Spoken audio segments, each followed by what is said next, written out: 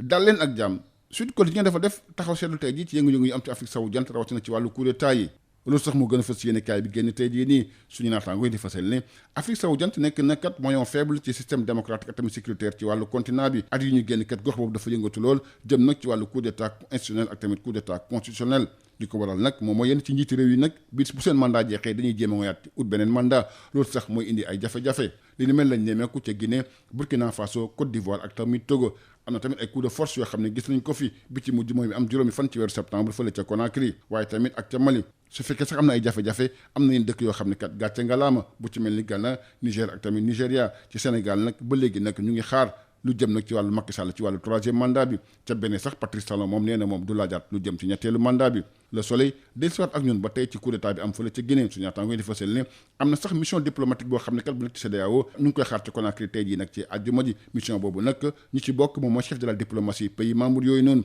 buñu demee kat dañuy xayma waat lépp loo xam ne dem ci wàllu position CEDEAO ci daan gi ñu waroon daan génne lépp loolu nag jëm ci wàllu instance de décision yi élection locale bu janvier atum 2022 Abdoulaye Wade nag fi mu toll nii téye na coalition loolu la téye mooy ma ko fasal ci xëttam mu njëkk suñu naataango di fasal ne parti démocratique sénégalais nag fi mu toll nii am na coalition bu dëgër loolu jëm ci wàllu élection locale mu lëkkaloo ci ak tamit ñi nga xam ne moom moo nekk ay ñu kàngam ci wàllu kujje gi bokk na ci moom la Diop Decroix Pape Diop congrès de la renaissance Thierno Alassane Sall Abdoul Mbaye Ibrahima Fall waaye tamit coalition jot na boo xam ne kat dafa ëmb lu toll ci ñaar fukki parti politique am na méga coalition diggante PDS bokk gis-gis AG jot na loolu Vox Populi moo ko fasal ci xëttam mu nekk suñu naataango di fasal ne ñi bokk ci kuréel googu rek seen bëgg-bëgg moom mooy ànd rek demandoor ci élection yi fépp ci biir Sénégal Wàdd am na coalition loolu laas moo ko fësal li ni mel tam 24 heures moo ko ci yokk PDS bokk gis-gis CRD jot na am coalition la tribune moo bu ñu li ni mel Wàdd nag xàll ñaareelu yoon wi loolu la nay fa fësal ci xëtam mu njëkk ginnaaw bi nga xam ne déggee wuñ ak coalition Yewwi Askan Wi li des ci ku jëkk politique gi nag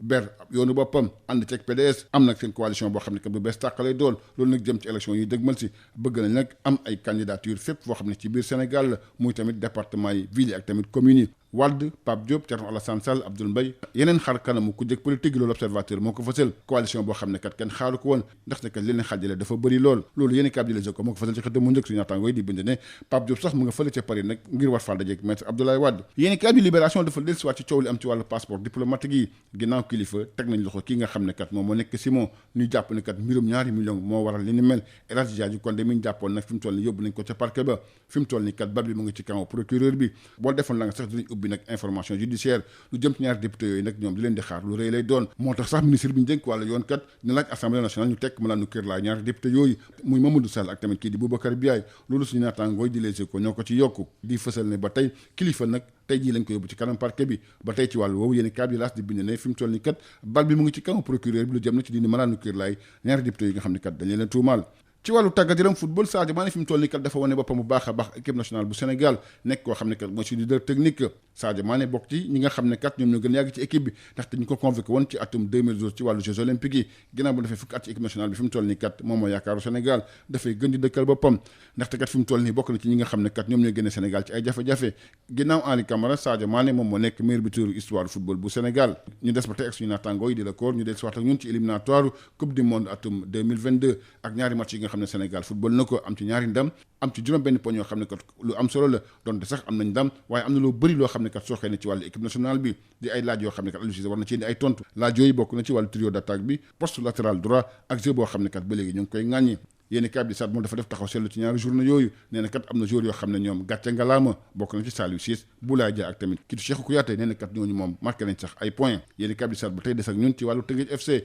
bi war a amal nag suba tour préliminaire Ligue africaine des champions digganteem ak ASEC Mimosa El Hadji Mountarou Baldé mi capitaine bi nee na kat fi mu toll ñoom pare nañ seen digganteeg équipe bi di ASEC Mimosa ci wàllu Coupe CAF jàmbaar moom dafa dalal Wakriya AC bu Conakry Bruno Rohar di coach jàmbaar yi kat ay kàddu ci yéeni kab di sat ñenn kat ñoom seen bëgg-bëgg leen rek la maanaam gagné match boobu yéeni kab di sat dafa dellusiwaat ak ñun ci li ñuy romandaat maanaam def coupe du monde bi ñaari at yu nekk loolu sax tax na bi UEFA nag moom ne boo defal nag moom du ci bokk moo gën a fës yéeni kab di sat suñu naata nga jox kàddu ki fi nekkoon directeur de la compétition di Souleymane Boun Daouda Diop nee na kat loolu bu amee Afrique du ci gis boppam afro basket ci wàllu jigéen ñi yéeni kab di sat samp ab laaj ban leader pour équipe nationale bu Sénégal fukki basket kat ak ñaar yu ñu tànn kat juróom-ñaar yi ay bees lañu gulet yu jongante afro basket bi nga xam ne war na am ca Cameroun fukki fan ak juróom-ñaar jàpp ñaar fukki fan ak juróom-benn ci weer septembre bi nga xam ne kat moom lañu dëgmal si di loo xam ne kat war nañ cee bàyyi xel bu baax a baax yéen kat du record moom dellusiwaat ak ñun ba tey ci wàll woowu nee na kat Égypte ak Guinée moom waruñu indil benn jafe-jafe Sénégal ci groupe C bi Sénégal dafa war a dëggal boppam moom Sénégal mi nekk dëkk bi ëpp lu mu jël wàllu afrobasket ci wàllu jigéen ñi kat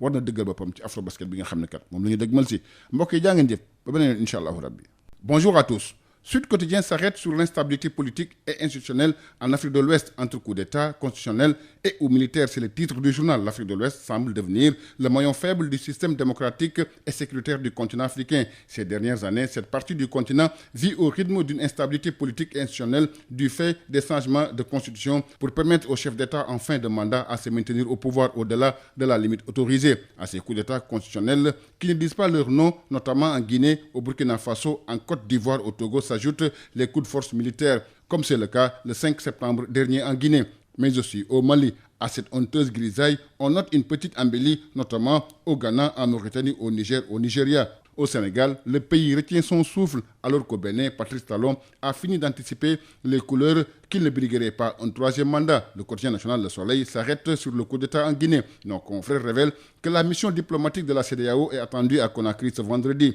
Composée des chefs de la diplomatie des pays membres, cette délégation va réévaluer la position de la CEDEAO qui a suspendu la Guinée de toutes ses instances de décision.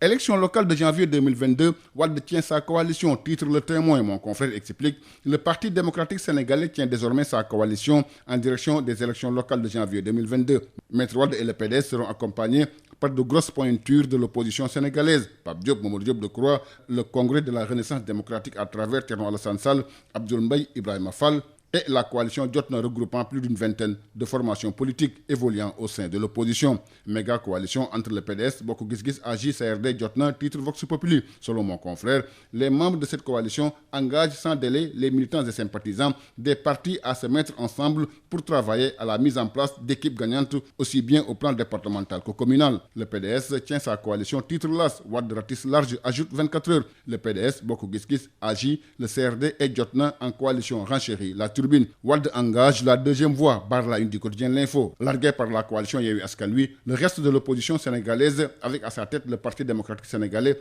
s'est tracé sa propre voie en mettant en place une nouvelle coalition pour aller ensemble aux prochaines élections locales. La nouvelle coalition annonce des listes de candidats dans tous les départements, villes et communes. Wade, Pape Diop, Thierno Alassane Sall, Abdoul Mbaye, les autres visages de l'opposition, selon l'Observateur. En voilà une coalition des plus inattendues, tellement ces différentes composantes s'opposent, selon nos confrères du quotidien Les Échos, qui précise que Pape Diop est à Paris pour rencontrer Maître Abdoulaye Wade. Enquête sur le trafic de passeports diplomatiques après Kilifeu Simon arrêté, titre nos confrères de Libération. Une affaire de 2 millions de francs CFA en cause. El Hadji Diadji Condé déféré hier. La balle est dans le camp du procureur. Vers l'ouverture d'une information judiciaire après un retour de parquet, accabler les députés Boubacar Biaye et Mamadou Sall risque gros. D'ailleurs, le ministre de la Justice va demander à l'Assemblée nationale la levée de l'immunité parlementaire des députés Mamadou Sall et Boubacar Biaye, ajoute nos confrères du quotidien Les Échos, qui précise que Kilifeu sera déféré au parquet ce vendredi. Sur le même sujet, l'AS nous apprend que la balle est dans le camp du procureur pour la levée de l'immunité parlementaire des députés mis en cause. En sport, joueur, cadre, leader technique, meilleur buteur, Sadio Mané en toute responsabilité, titre record dans l'actuel groupe de l'équipe nationale du Sénégal,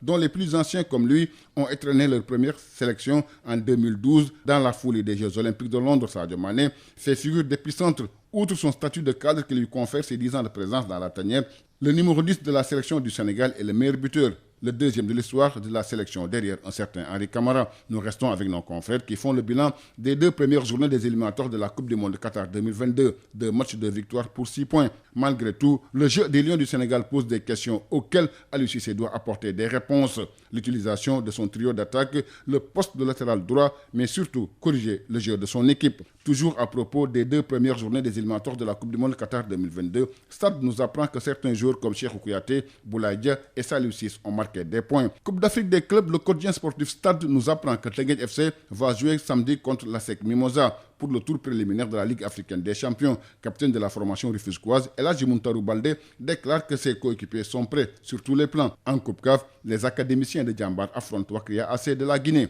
Dans le quotidien sportif Stade, le coach de Djambar, Bruno Rohar, déclare que nous jouons pour gagner. Nous restons avec nos confrères qui reviennent sur l'idée d'une Coupe du Monde tous les 2 ans. L'UEFA brandit le boycott, c'est le gros titre du journal. Selon l'ancien directeur de la haute compétition, Maître Boundaouda Diop, cette idée va à l'encontre de l'intérêt de l'Afrique. Afro-basket féminin, quel leader pour les Lions du Sénégal, s'interroge nos confrères du quotidien sportif Stade. 7 joueuses sur les 12 sélectionnées par Moustapha Gueye joueront leur premier Afro-basket en terre camerounaise du 17 au 26 septembre prochain. Une situation qui revoit à la baisse les ambitions du Sénégal à cette compétition qu'il n'a plus gagnée depuis 2015. Selon Record, l'Égypte et la Guinée ne devraient pas inquiéter le Sénégal dans le groupe C. Mais la nation la plus titrée devra prouver sur le terrain qu'elle mérite de figurer parmi les prétendantes au titre. Merci, c'était tout. À vos journaux et bonne lecture à tous.